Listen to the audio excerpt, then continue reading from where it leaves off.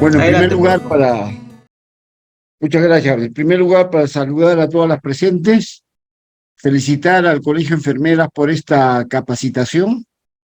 Para mí es una forma de fortalecer el conocimiento de estas herramientas que nos da la epidemiología en la salud pública y preocupado porque ya en nuestra región los dos especialistas que estábamos a cargo de la región de salud, pues ya estamos ahora trabajando en otras instituciones. De ahí que yo voy a aprovechar para para llevar adelante no tanto lo que dicen los libros, sino la salud pública, la salud pública que hemos vivido durante estos 36 años en el Ministerio de Salud. Son dos temas que voy a tratar: epidemiología de las enfermedades transmisibles y epidemiología de las no transmisibles. Las enfermedades transmisibles, como creo que saben todos ustedes, afecta proporcionalmente a diferentes grupos de población. Y los más afectados van a ser las personas que tienen menos recursos, porque se vinculan con una compleja variedad de determinantes de la salud. Y allí, por ejemplo, como en el cono norte de nuestra Arequipa, se superponen, por ejemplo, la disponibilidad de agua, el deficiente saneamiento básico, que ahí todavía no se va a poder resolver de aquí a unos 20, 30 años, las condiciones de vivienda, los riesgos de cambio climático, que lo tiene toda la región, y las inequidades por razones de género, los factores socioculturales, la pobreza, entre otros.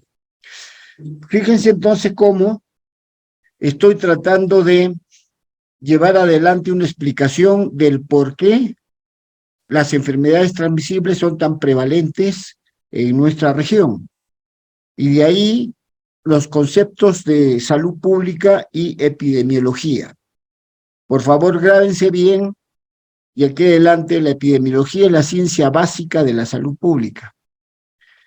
Y la salud pública es la ciencia y el arte que permiten mejorar las condiciones de vida de la población. Entonces yo empiezo hoy día con un concepto claro de enfermedades transmisibles, tratando de decirles que por qué existen allá en el cono norte, por ejemplo, como una posibilidad de hacer una referencia a todo el país, este cono norte que nos va a traer todavía muchos problemas a toda la región, porque compartimos un nicho ecológico y si ahí la gente se afecta por diferentes razones, va a afectar toda la población de Arequipa. Muy bien.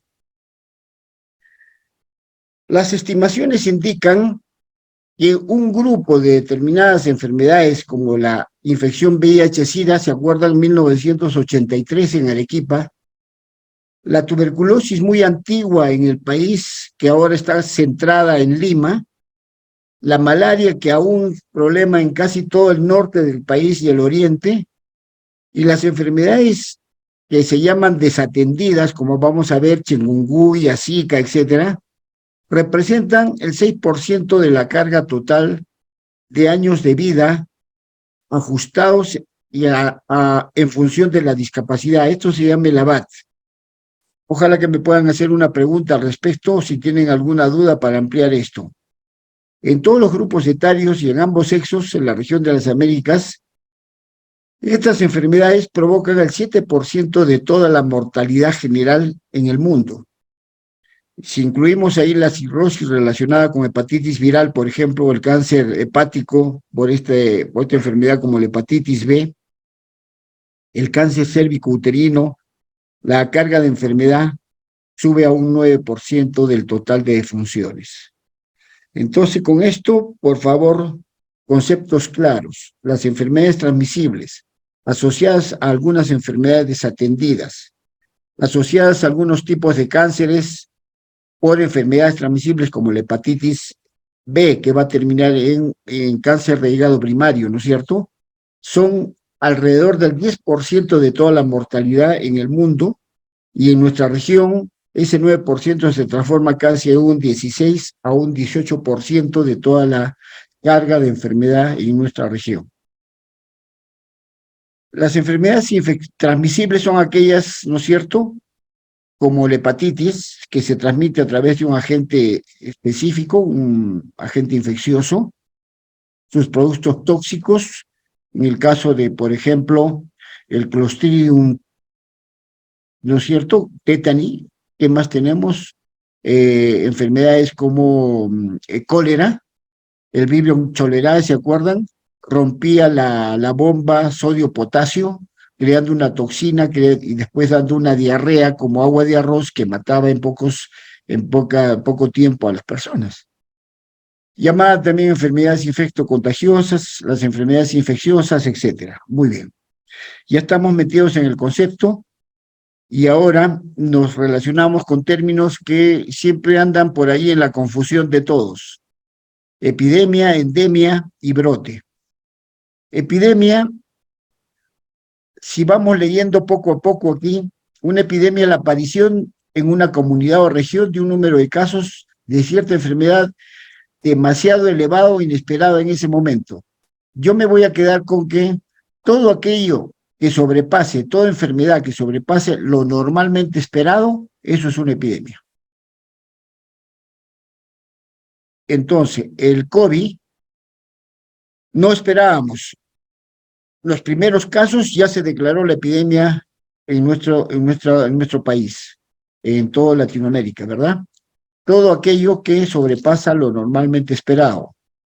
Tuberculosis. Yo espero tener en Arequipa alrededor de 500 a 600 casos nuevos de tuberculosis al año. Si por A por B este año 2023 termináramos diciembre con alrededor de 800 casos de TBC sensible en el año, hablaríamos de una posible epidemia, un brote epidémico de tuberculosis en Arequipa. Y endemia es cuando ya se establece una enfermedad. Por ejemplo, COVID es un buen ejemplo ahora. Ya para diciembre, enero de este año, la Organización Mundial de la Salud vio por conveniente declarar ya endemia el COVID, es decir, ya es una enfermedad que vamos a esperar que se presente como cualquier gripe. Y en algunos casos, en alguna población susceptible, todavía está y va a ocasionar casos graves o muertes. El COVID, el coronavirus en nuestro país, en nuestra Latinoamérica, ya es endémico. En nuestro mundo es una enfermedad endémica. Entonces, enfermedad endémica es la que suele presentarse en una zona geográfica, en un grupo de población determinado, con una prevalencia aceptable. Y brote, este concepto no existe en Europa, no utilizan el brote epidémico. Y nosotros lo utilizamos en el país cuando enseñamos este curso como una plantita, ¿no es cierto?, que inicia como un brote y va a dar ahí vida a otra ramita, ¿verdad? Entonces así lo hemos entendido, y brote es cuando empieza una epidemia. Entonces fácilmente puedo decir un brote epidémico es igual a una epidemia. Entonces brote es una forma particular de epidemia. Yo no quiero confundirlos, ojalá que todos estos años yo pueda en ustedes tener conceptos claros. Brote es más el inicio de una enfermedad que comienza a comportarse más allá de lo normalmente esperado. Eso es un brote.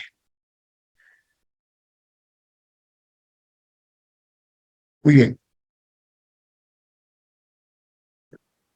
algo pasó ahí. Entonces, la tarea de la epidemiología en estos conceptos de enfermedades transmisibles consiste en aclarar. La epidemiología nos va a dar herramientas para poder explicar el por qué, cómo, quiénes, dónde se presentan estas enfermedades, en qué etapas de los procesos de transmisión nos encontramos, ¿sí? Vamos a ver, por ejemplo, se me ocurre en este momento sarampión. Sí, vamos a tratar de explicar en qué etapa de la transmisión se encuentra en este momento. En todos los países vecinos del país han comenzado a reportar casos de sarampión. Entonces, la epidemiología me va a dar herramientas para poder explicar cómo está la cobertura de vacunación, cuántos bolsones de susceptibles y en qué regiones están. Esta enfermedad es muy transmisible, entonces lo que más me va a preocupar para tomar decisiones adecuadas va a ser explicar el por qué y cómo estamos en cobertura de vacunación contra sarampión. Infección. Cada vez que hablemos de alguna enfermedad transmisible, vamos a hablar necesariamente del proceso de infección. La infección no es sino la entrada y desarrollo y multiplicación de un agente infeccioso en un huésped susceptible. En estos momentos, en Arequipa, tiene connotación la rabia, ¿no es cierto?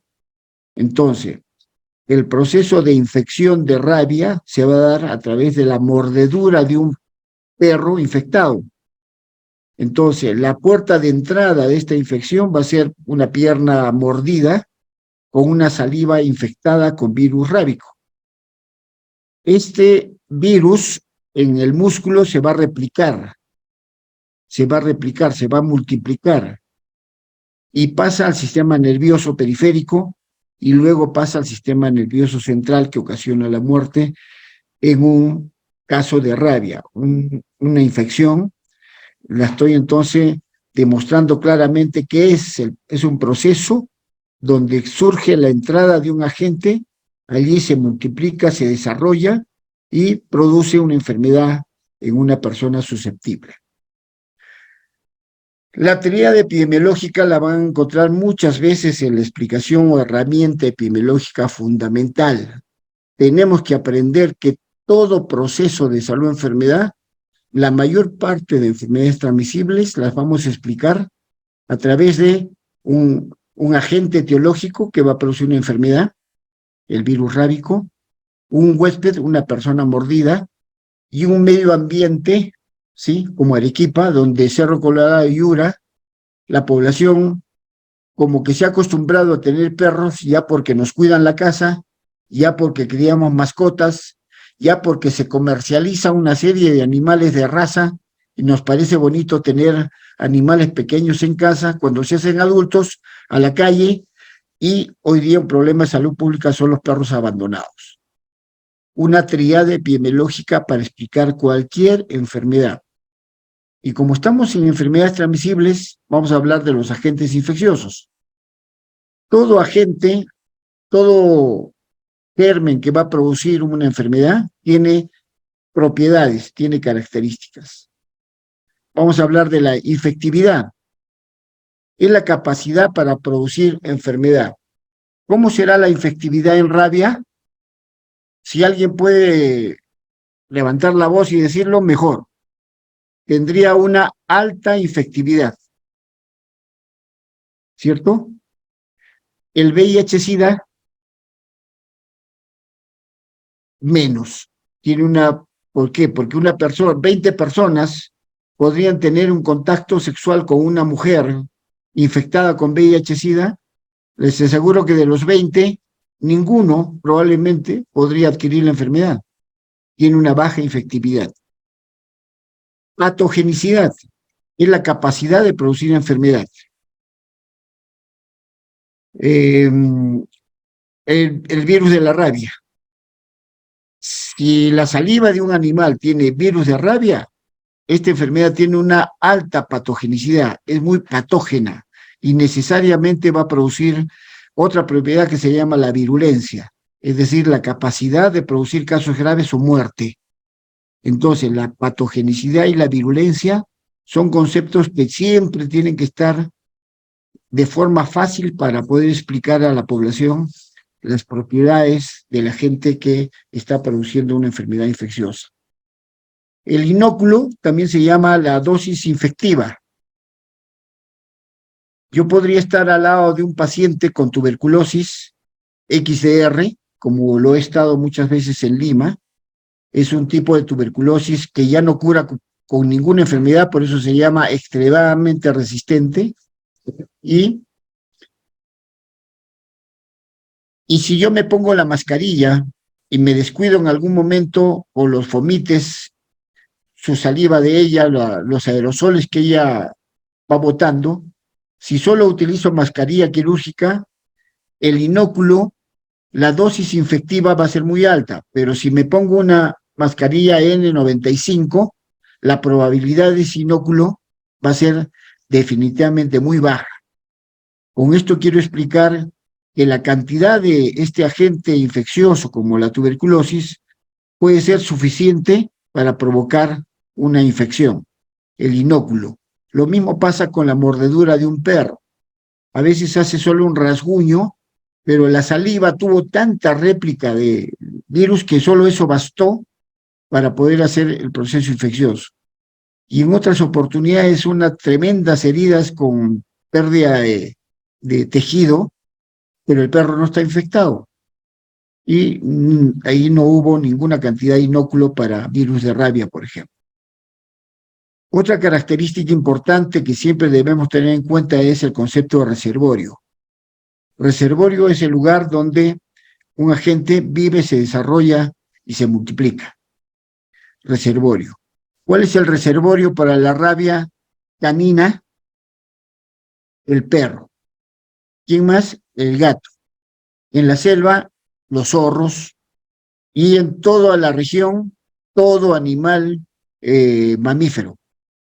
Quien habla, en Puno he visto rabia en llamas, en alpacas, en cerdos, en caballos, sí, y últimamente en Cusco tenemos rabia en una mascota que allá en Urubamba la utilizan, que es la chosna, es un mono muy bonito, y él ya también ahora tiene una especie de animal infeccioso para reservorio para rabia. Foco, una palabra mal utilizada por allí, decimos entonces, ¿y dónde está el foco de rabia? En Cerro Colorado, en Yura, ¿sí? Persona objeto a partir del cual la gente pasa al huésped, es decir, es un lugar donde con mayor frecuencia se van a producir estos casos de agente infeccioso, persona enferma, un foco. ¿Dónde estaría en este momento el foco de tuberculosis en el país? En Lima. Multidrogo resistencia extremadamente resistente. Y solamente en Lima, en Arequipa no hay ningún caso ahora, MDR sí tenemos, etcétera. Muy bien. Esta es una palabra que me gustaría, no que me la pregunten, sino que tengan con mucho, con mucho cuidado el enfoque epidemiológico. Yo lo asocio en mis clases con causalidad. Entonces, el enfoque que hace la epidemiología, aparte de siempre explicar a quiénes afecta, dónde los afecta, cuándo los afecta, etcétera, el enfoque epidemiológico busca explicaciones del por qué suceden estos eventos. Entonces, ustedes me dicen, doctor, ¿por qué? ¿Por qué en la selva, cuando usted viajó al río Paranapura, allí en Loreto, se enfermó de chikungunya, se enfermó de mayaro, de oropuche, que son enfermedades que no hay en el país y que han sido introducidos por el narcotráfico, por las avionetas que ingresan estos narcotraficantes de otros países, como por ejemplo del África, ingresaron y en su cuerpo trajeron estos virus, que son agentes de transmisión a través de vectores de mosquitos. Y yo tuve la mala suerte de ser el 17º paciente con oropuche, que es una enfermedad hemorrágica grave, mata a las personas, pero tuve la suerte de ser atendido porque allí en la selva teníamos un instituto de la Marina de Estados Unidos. Entonces esta enfermedad ya estaba monitoreada y hoy día ya es parte del comportamiento epidemiológico que tenemos. Oropuche y mayaro son enfermedades nuevas que ustedes seguramente recién están escuchando, pero ya es parte de las enfermedades transmisibles de nuestro país. ¿Y por qué? Ya les dije, ¿no? El por qué, por el narcotráfico, ¿no? La mejor explicación de ahí. Tenemos el vector, basta que ingrese una persona con un agente etiológico para que se produzca la enfermedad. Lo mismo va a pasar con malaria en Arequipa, ¿no? Cuando estamos esperando casos de malaria en la frontera de Arequipa con Ica, Nazca. Si por A por B el Aedes aegypti o el mosquito pseudopuntipenis, que se llama transmisor de malaria, se adapta a temperaturas de Arequipa, vamos a tener dengue, malaria y todas estas metaxénicas que son transmitidas por vectores. Así que el por qué el enfoque epidemiológico utiliza herramientas para explicar el porqué de una enfermedad. Este enfoque epidemiológico considera cosas importantes. Uno, las enfermedades no ocurren por azar. Se van a ir dando determinantes tanto del medio ambiente, de la gente, del huésped, para que se introduzca una enfermedad nueva en una región. Las enfermedades no se distribuyen homogéneamente. Es decir, el COVID no se ha distribuido en Arequipa, por ejemplo, homogéneamente, ¿verdad? No todas las poblaciones con las mismas características han muerto. Solo 2 o 3% de nuestra población de Arequipa ha llegado a ser algún COVID grave, ¿no es cierto? Y de los que han hecho COVID grave, solo algunos han podido ingresar a UCI y salvarse, que son más o menos alrededor de 1 por cada 2, 3 millones de personas infectadas. Entonces yo agradezco a Dios ser un sobreviviente porque estuve 2 meses entubado por COVID. Y esto es una forma de explicar el enfoque epidemiológico que no todos se distribuye homogéneamente en la población. Algunos tienen más susceptibilidad que otros, otros son más fuertes que otros, y la enfermedad se comporta en familias, en grupos humanos, en personas en forma diferente. Las enfermedades tienen factores causales, que son criterios, y aquí es donde las herramientas de la epidemiología, yo trato de explicar esto más por mi experiencia que por los libros leídos. Entonces digo, factores asociados para que se presenten algunas enfermedades tienen que ver con temporalidad. Toda causa precede a un efecto.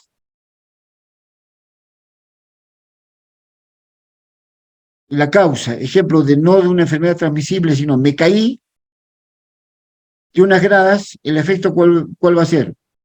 Un traumatismo o una lesión seguro de alguna articulación, algún golpe, etcétera, etcétera. En una enfermedad transmisible, toda causa precede al efecto. Si yo ya tengo perros con rabia canina, creo que ya lo saben, pero al final he traído una pequeña presentación para ustedes por la importancia que esto tiene. Pero miren, si ya tenemos rabia canina en Arequipa, alrededor de 26 casos nomás de enero a la fecha, ¿qué esperamos? Esperábamos tener una muerte de rabia humana, pues. Entonces, cuando yo empecé esta tarea hace muchos años en la región, en el país, nos decían que por cada 20 casos de rabia canina, va a existir un, un caso de rabia humana. No sé por qué.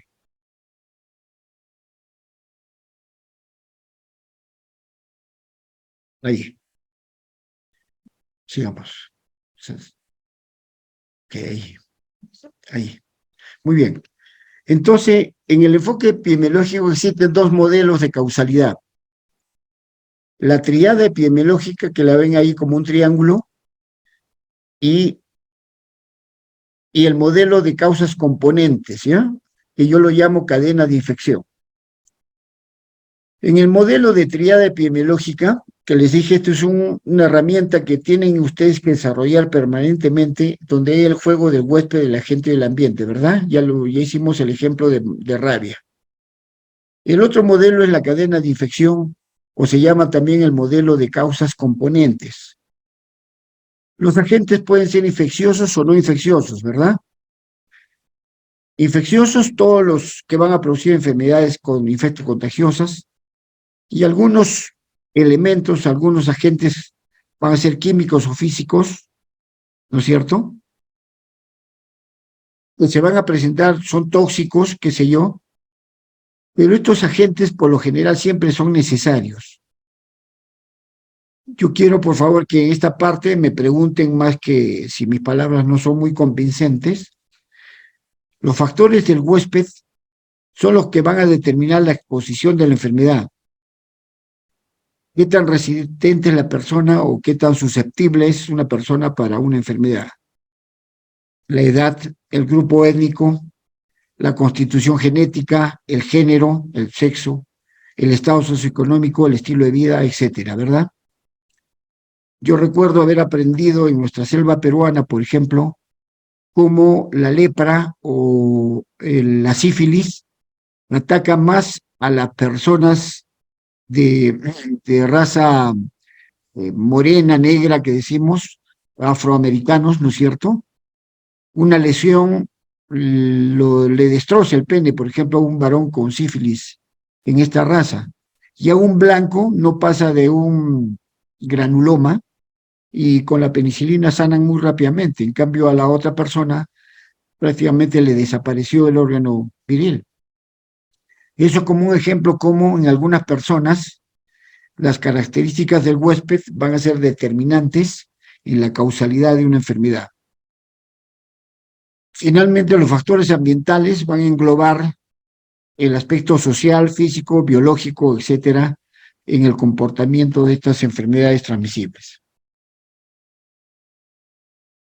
En el modelo de causas componentes, o los modelos componentes causales de Rodman, van a ver estas tres modelitos. A mí me gustaría explicarlo de la forma como lo he aprendido yo. Aquí hay tres causas suficientes, es decir, en la causa suficiente 1, por ejemplo, si hablamos de tuberculosis, los componentes de esta causa suficiente para TBC puede ser, por ejemplo, B, me voy de frente a B, la desnutrición. C, puede ser la marginación, como se encuentran las poblaciones en nuestra selva peruana. Casi un 80-90% de la población nativa de nuestra selva son tuberculosos. D, puede ser, se me ocurre en ese momento, la pobreza. E, la falta de educación. Todo esto va a explicar suficientemente la tuberculosis, ¿verdad? En la segunda causa suficiente, le agregamos todo lo que hemos dicho, más se me ocurre que en ese momento la persona como los venezolanos, se trasladan de pronto a la migración y por razones sociales, 3, 4 días no comen, no se alimentan, bajan sus defensas y va a ser una causa más suficiente que va a explicar este modelo de causa suficiente. Y hasta un tercer modelo de causa suficiente si se agrega otro componente, otra causa componente, que puede ser, por ejemplo, se me ocurre, eh, además de que no puede comer, tiene alergia a comer pescado. Explica también entonces una tercera causa componente de un juego de factores que van a ser suficientes para que se produzca enfermedad. Pero la causa necesaria, A, está en los tres, sería la presencia del micobacterio tuberculoso. Y a eso se llama la causa necesaria. Ojalá que con este ejemplo se haya comprendido mejor estos conceptos de causas, componentes, causa suficiente y causa necesaria. Perdón. Bien.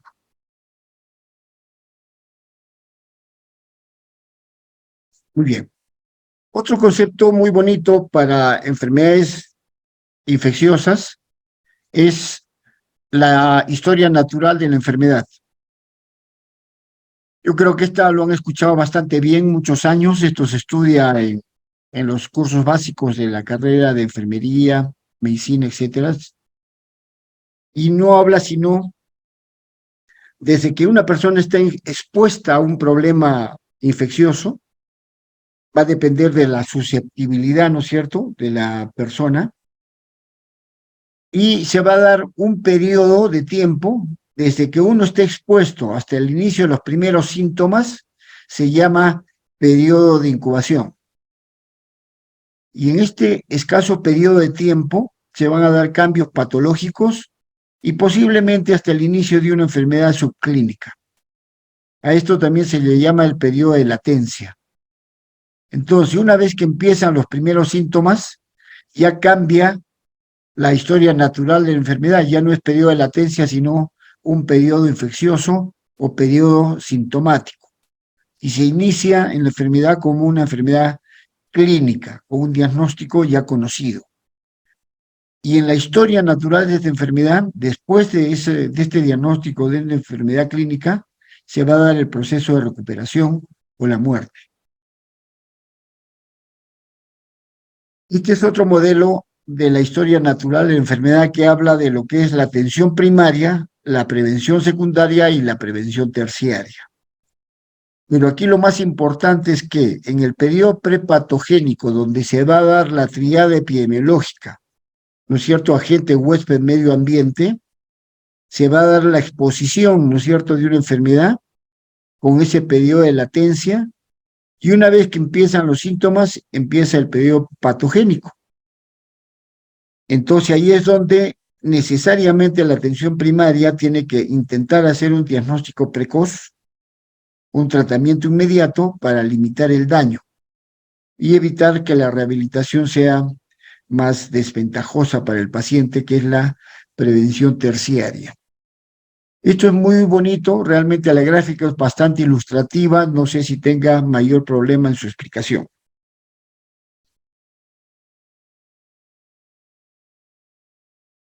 No sé si la ven completa, por favor, si alguien me puede decir, yo la veo aquí con algunas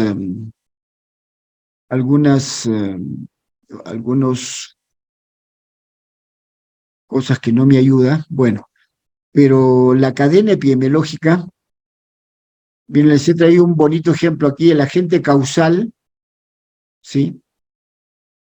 Son todos los agentes etiológicos, el reservorio, donde se multiplica, se desarrolla un agente. Hay tipos de reservorio, animados como es el hombre, animales como las enfermedades zoonóticas, fuentes, reservorios inanimados, el suelo. En el suelo, una persona que tose, el bacilo tuberculoso se queda en el ambiente y por el peso que tiene, baja al suelo. Se seca, se encapsula y puede durar bastante tiempo. Con el aire se levanta e ingresa nuevamente a las fosas nasales de un huésped susceptible y así es como el suelo se convierte en un reservorio inanimado. También el tétanos, algunas enfermedades por hongos y un animado también fue el cólera, pero aquí la fuente fue el agua, aguas contaminadas como el río Chili, cuando en Chelpinilla se botaban todos los desagües de Arequipa. Entonces, desde Congata hasta La Joya fueron la zona más afectada por cólera en 1991-1992. La puerta de salida de una enfermedad generalmente es las vías respiratorias, la piel. La puerta de entrada generalmente es también los mismos, la vía respiratoria, la vía digestiva, la piel, mucosas, etcétera. Y lo más importante de esta cadena epidemiológica, además del agente etiológico, el reservorio, es el modo de transmisión. Puede haber una transmisión directa y una transmisión indirecta. La transmisión directa es aquella que se da por contacto de persona a persona, ¿sí? Por ejemplo, el VIH-Sida a través de las relaciones sexuales. Y una transmisión indirecta mediante vehículos o fomites o superficies contaminadas, como juguetes, instrumentos quirúrgicos, cuando no se lavan bien, no se esterilizan bien los equipos de una cirugía, pueden transmitir infecciones intrahospitalarias o ahora se llaman infecciones asociadas a la atención de la salud. Alimentos, las setas, enfermedades transmitidas por alimentos, ¿no es cierto? Estafilococo dorado, etcétera. Enfermedades cuando no hacemos buenos exámenes de sangre, plasma y podrían transmitir de una persona enferma a una persona sana. Y una transmisión indirecta también es el aire, como lo hemos visto en COVID, ¿no es cierto?, a través de los aerosoles, el aire era un medio de transmisión indirecta muy importante para estas enfermedades. Y aquí juega un papel importante los vectores, los mosquitos, etcétera, que producen muchas enfermedades que se llaman metaxénicas. Muy bien.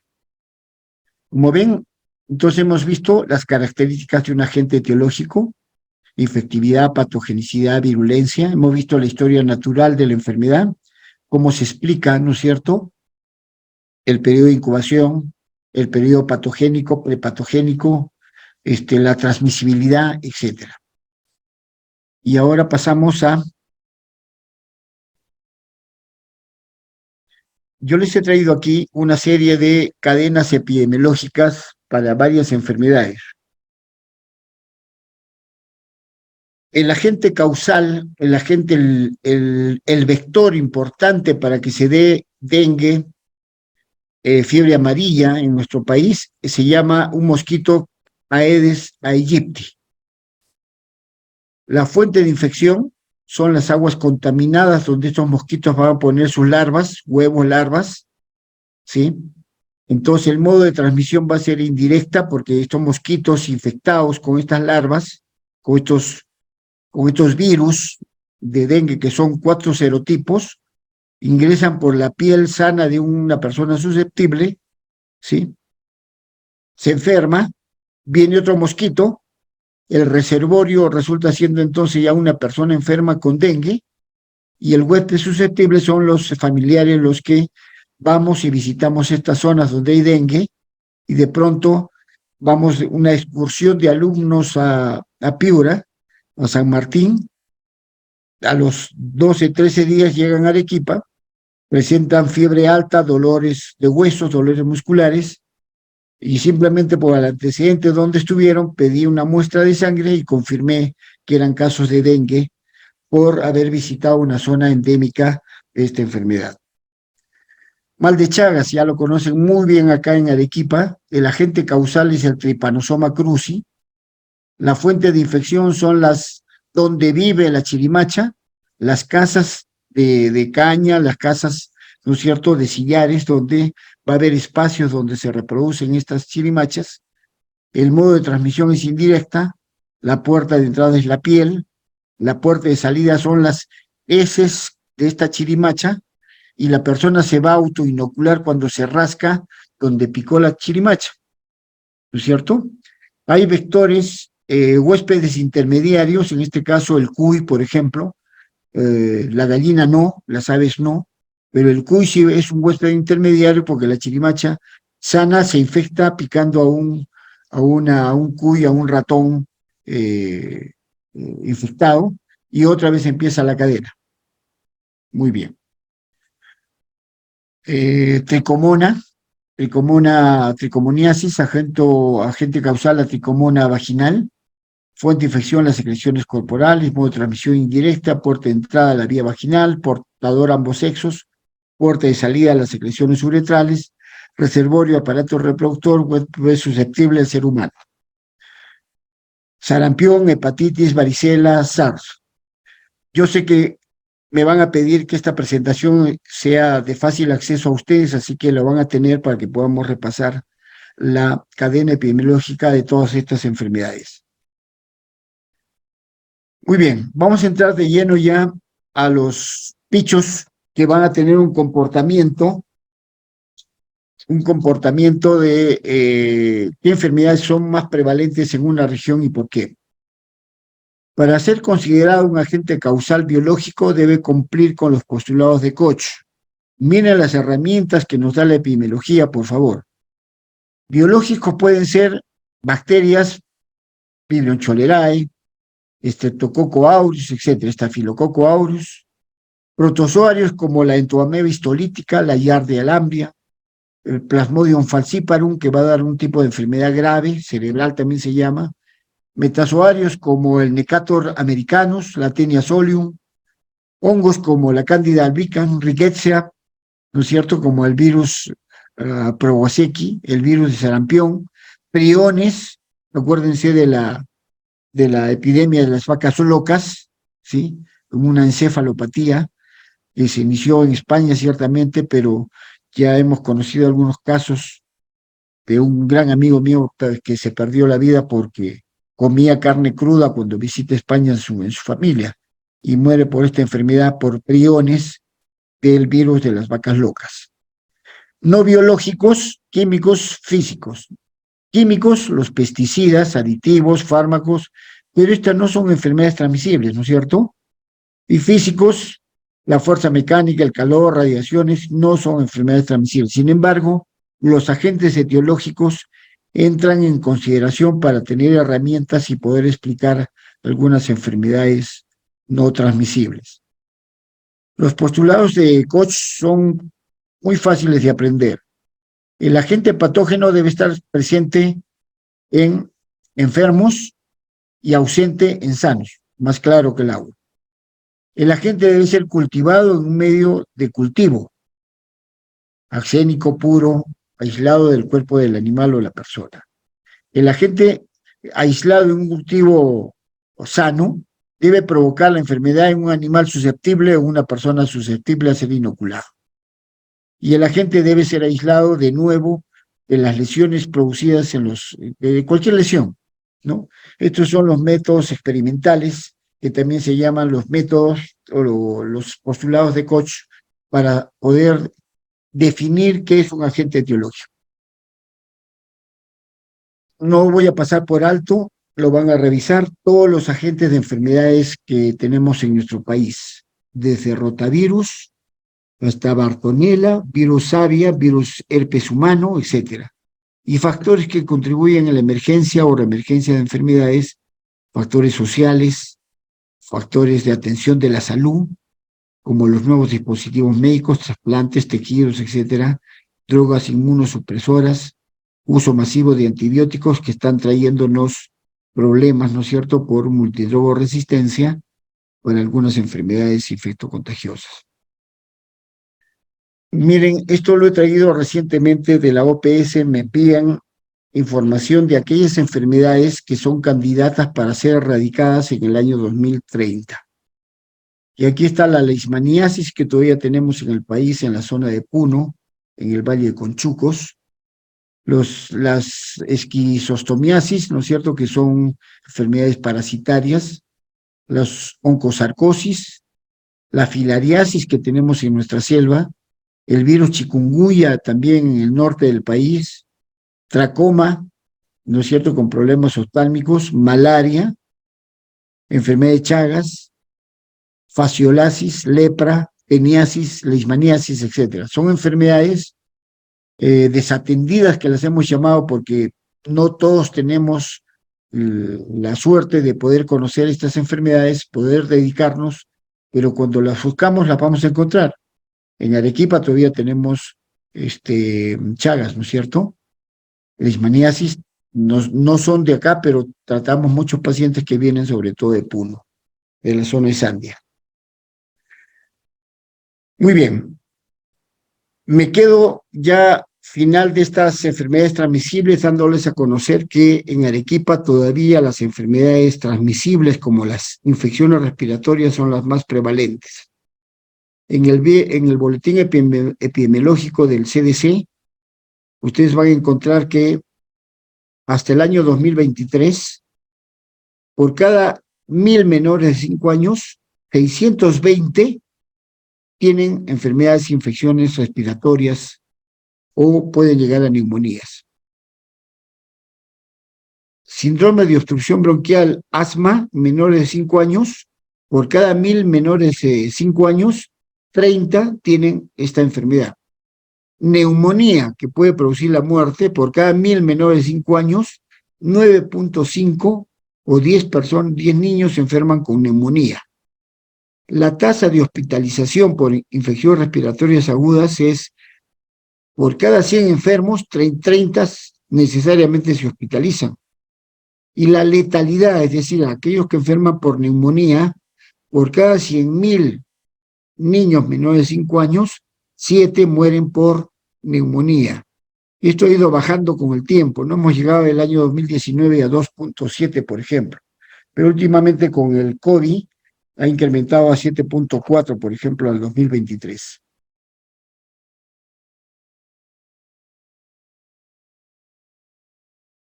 Muy bien. Esto es el ASIS, el análisis de situación de salud. Miren la morbilidad de todas las personas que se enferman en Arequipa y llegan a un hospital.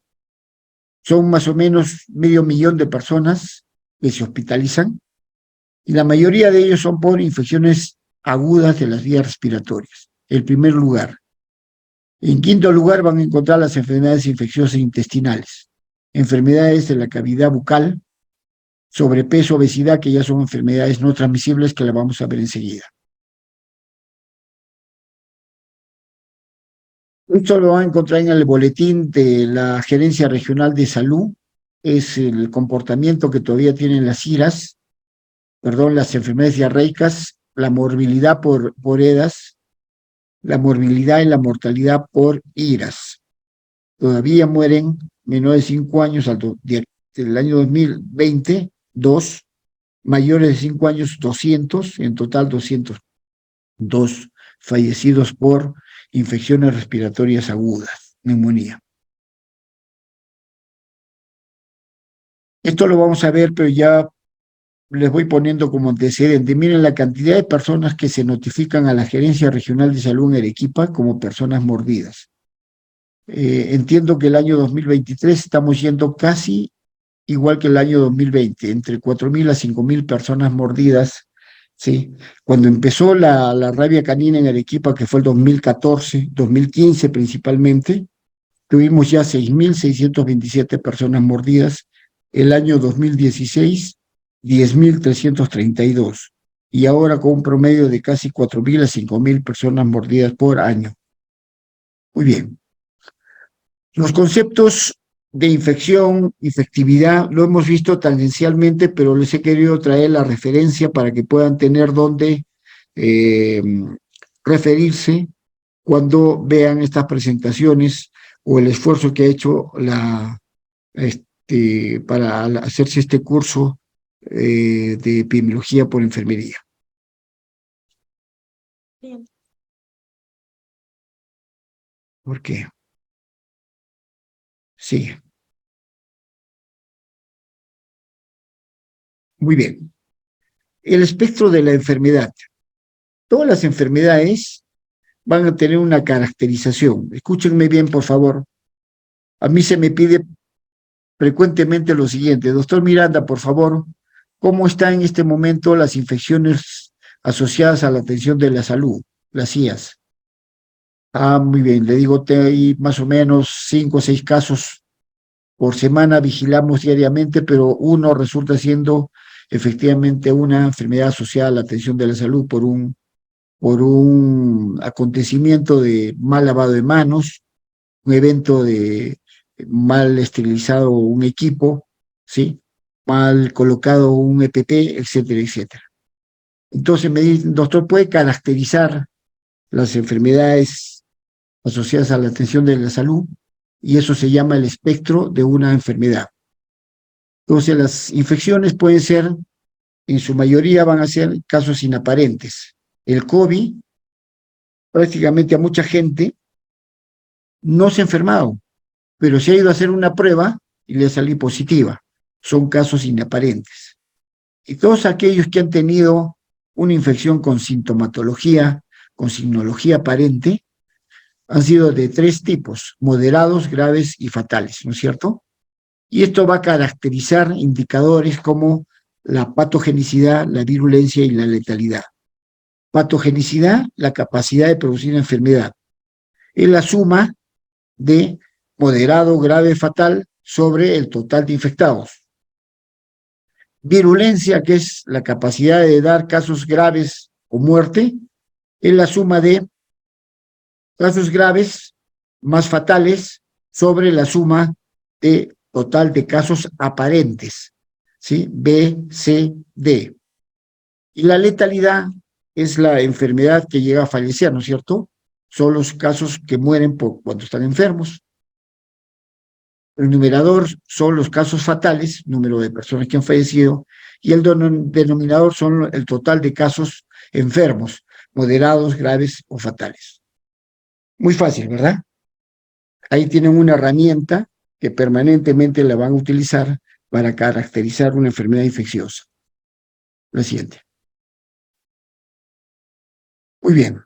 Yo creo que aquí nos quedamos. Yo he tratado de dejarles siempre un ejemplo cuando lo que a mí me pasa, ¿no? Me hacen una presentación, no la recuerdo bien, la vuelvo a traer y espero que estén algunas cosas mejor explicadas. En este caso, los gérmenes patógenos, los reservorios humanos, extrahumanos, la zoonosis, enfermedades propias de hombres y animales, etcétera.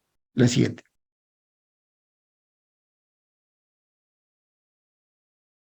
Eh, yo les dejo esto para que me puedan preguntar a qué llaman portador sano, ¿no es cierto? Portador infectado, portador asintomático, portador en incubación, portador convaleciente, portador crónico. Esta fuente de infección debe quedar siempre bastante claro en nosotros cuando tratamos de explicar una enfermedad por un agente infeccioso. Ojalá que haga preguntas al respecto. El periodo de latencia es el intervalo de tiempo que transcurre desde que se produce la infección hasta que la persona se vuelve infecciosa. Yo tuve contacto 2 veces con el virus del COVID, ¿no? Con el SARS-CoV-2. En una oportunidad me salió una prueba positiva y solo tuve casos aparentes moderados. 2 meses después, intentando cerrar los moles con la policía, principalmente el ejército, los mercados, donde mucha gente se me acercó muy rápidamente rompiendo el cerco que supuestamente yo hacía con mi mascarilla y, y en los mercados les exigimos que pongan plásticos, etcétera. Tuve el contacto con este virus infeccioso y estuve entonces en un periodo de latencia solo de 2 días después que ya hice la enfermedad grave. Me tuvieron que llevar en una ambulancia aérea a Lima y así pude ser entubado a los 2 días de empezar gravemente la enfermedad en nuestra región. El periodo de transmisibilidad es el intervalo de tiempo durante el cual el agente infeccioso puede ser transferido directa o indirectamente a una persona. Es decir, ¿qué periodo de transmisibilidad tiene una persona que está en contacto con alguien que sabe que está enfermo? ¿Sí? Ese periodo de transmisibilidad para la mayor parte de enfermedades infecciosas va a depender del inóculo, ¿no es cierto? Pero es casi inmediato. Cuando es una transmisión directa, en un promedio de 24 a 48 horas, ya se inicia este periodo de transmisibilidad o infeccioso. En algunos otros casos puede ser inmediato. Y de ahí recordar un poco la transmisión directa e indirecta que ya lo hicimos. Y acá termino con esto como un ejemplo. Ustedes saben que el CDC dio una alerta epidemiológica sobre el caso de rabia en una mujer de 54 años en nuestra región Arequipa del distrito de Chihuahua. Esta persona dice que fue más o menos mordida en el mes de julio. Julio, agosto, septiembre, octubre, 4 meses con un periodo de latencia, de infectividad, para que esta persona realice gravemente la enfermedad de rabia.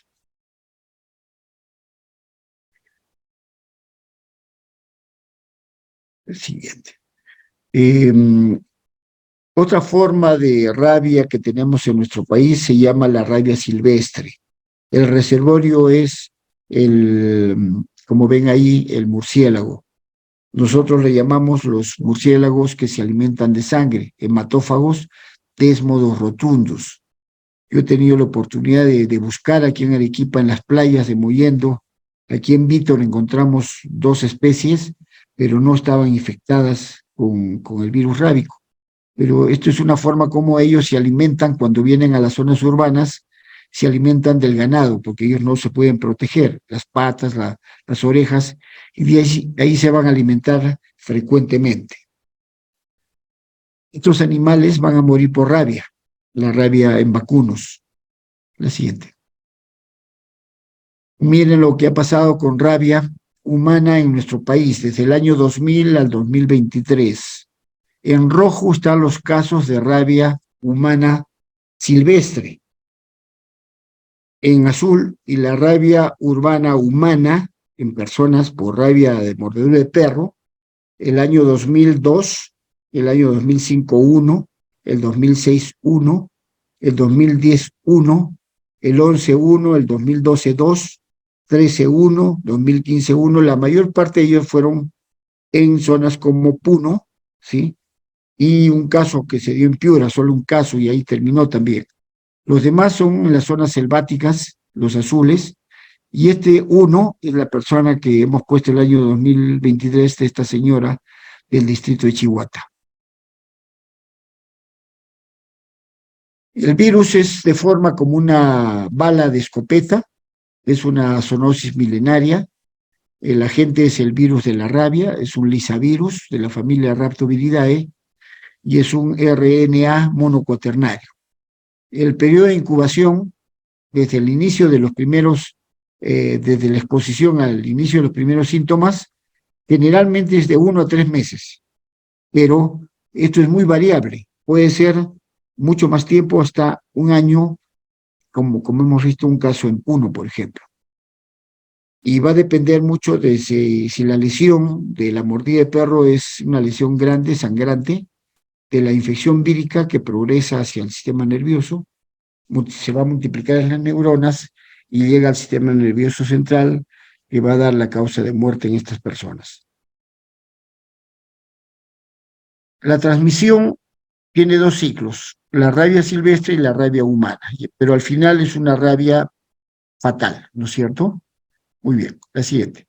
No vamos a incidir en esto, pero van a tener una forma como poder explicar cuando ustedes tengan una presentación semejante. Este es el país donde hay murciélagos infectados con virus rábico.